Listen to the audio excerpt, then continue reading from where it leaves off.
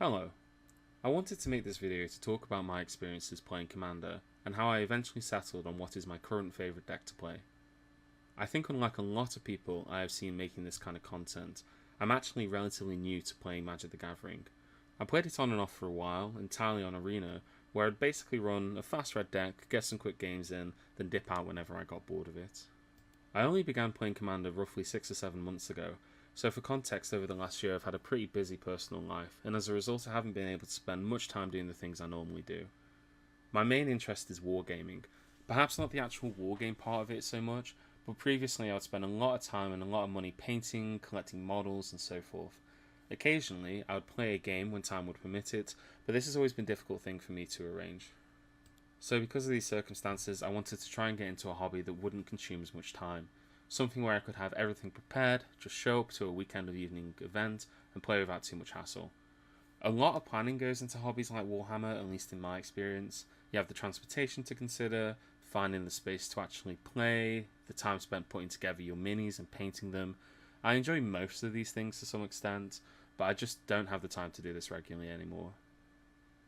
I saw that there were several Magic the Gathering Commander nights in my city, so I settled on purchasing a pre-con and showing up to some of them, and since then I've been playing Commander pretty regularly. It's been a lot of fun, I've had some great games, some pretty awful ones, and I've met some new people as well. So after a few games of my pre-con, the next step for me was to build my own deck. The first deck I built was a Bombadil deck. Now I think that's quite a jump for someone who's relatively new to Magic, but the other thing about me is that I just love Lord of the Rings. So when I found out that Bombadil had a card, it was just inevitable that I would build this as a deck. The deck itself wasn't anything too special. Most Bombadil decks kind of build themselves really. So you've got a truckload of weird sagas, some cards like Hex, Parasite and Clock Spinning to manipulate the counters on them, and it can be a lot of fun to play.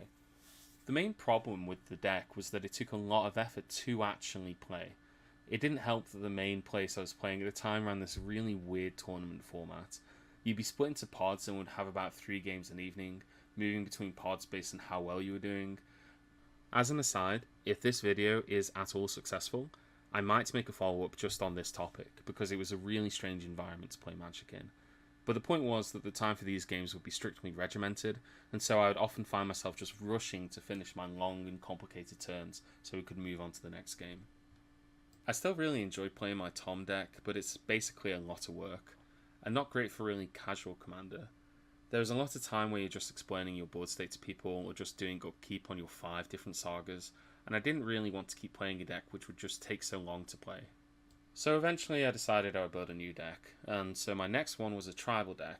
In a Blue and Borrow booster I'd managed to pull a card I thought was interesting looking, so I built a blue-white birds tribal deck with Castrol the Wind crested as its commander. Castrol is an interesting commander. He cheats things in whenever you do combat damage to a player. The most interesting part of this is that the ability triggers whenever one or more birds deals combat damage to a player. In my experience at least, this commander really incentivizes you to at least be chipping away at everybody without solely targeting down a single person. You hit 3 people with your fancy birds and you get your 3 triggers. There are a lot of very good value birds in blue and white. Things like Aven Interrupter are quite fun. And I found that at least casually, a lot of people don't really have a decent answer to just being slapped in the face by a massive horde of birds. In my version of the deck, every creature with one exception has flying and is a bird. That exception is Magus of the Moat. I just think it's a really funny card, and I can't not take it. So because of the commander's relatively high mana cost, the game plan is usually to just try and slow everyone down at the start, using counter spells and other such things effectively, trying to get out a couple of birds so that on turn 5 you can play your commander, swing out and get a couple of initial triggers, and then using those to cheat out more birds or just draw some more cards. I've upgraded this deck quite a bit since I first put it together. It's gotten far more efficient at what it does as a result. I've never strayed away from the theme. There are plenty of great staples that were fit that I've kept out because they aren't strictly birds, but it's a deck that I've had a lot of success with, at least in the relatively casual environments I play in. That being said, unlike the Tom deck, the game plan is fairly straightforward, and I did want to build something more unique than this. So one of the aspects of wargaming I really enjoy is what I would call the your guys principle. When you play Warhammer or Bolt Action or anything else, your models are your guys. You painted them, decided their loadouts, maybe you thought up some fancy lore justification for why your Space Marines wear neon pink armor, but at the end of the day you can basically do whatever you want with them because they are your guys. It's a great opportunity to be creative. I wanted to do something similar here with Commander. I wanted to build a unique deck that most people I played with probably wouldn't have seen before, and so that's always been something on the back of my mind. Eventually, after a couple of other decks and some messing around on Tabletop Simulator to test different things out, I put together what I think is probably my most interesting deck. It's definitely not my strongest, but it's a deck that I feel is unique, and it's probably the deck I enjoyed playing more than anything else currently. So the commander I settled on is Yes Man Personal Securitron. The deck is mono white, it's a token deck, but it has a fairly unique way of drawing cards and generating tokens using its commander that I think is quite interesting to see. So Yes Man is a white artifact creature robot from the recent Fallout set. He's a 3-mana 2/2 with 2 very interesting abilities. The first is his tap ability. You tap him and you choose another player to gain control of him. When they gain control of him, you draw 2 cards and put a quest counter on him, and you can only activate this ability during your turn. That player is then able to do the same thing. On their turn, they can tap Yes Man, pass into another player, draw 2 cards, and put another quest counter on him. In this way, Yes Man can be passed around the board, giving different people the option of drawing cards. There's a lot of politics involved in deciding who gets to control Yes Man. I've had games where players have conspired with each other to try and retain control of Yes Man between themselves, or I've sat down at a table where it's been declared at the start that obviously you can't let the Eldrazi player have Yes Man. It's a lot of fun. So his second ability is Wildcard, which is his triggered ability. When Yes Man leaves the battlefield, its owner gets to create a tapped 1/1 soldier for each quest counter on Yes Man. Now this is the really fun part. The longer Yes Man is passed around the board, the more quest counters he accumulates. I've had games where Yes Man is sitting on upwards of 10 quest counters before he actually leaves the battlefield.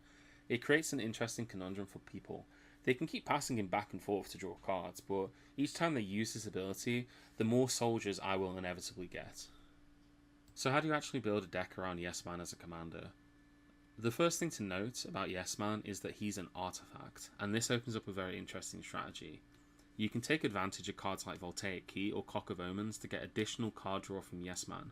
So you can tap Yes Man targeting an opponent, then holding priority, you untap Yes Man using your Voltaic Key, and then you tap him again targeting a different opponent.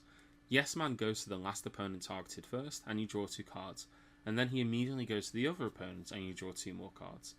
By the late game, you could potentially be drawing between 4 and 8 cards from Yes Man alone, and each tap also gives him an additional quest counter. Halo Fountain is a card that is worth highlighting here. Not only can it untap Yes Man, but it can also be a cheeky way to win the game later, and it also just helps to fill your board up with even more tokens when you untap him. The other really important card for this deck is Flicker Effects. You want to be able to force Yes Man to leave an opponent's board at a time that suits you.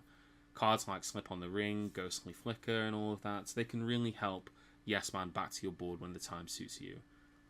Now, smart opponents will refuse to play your little game, and they'll hold on to Yes Man without actually tapping him.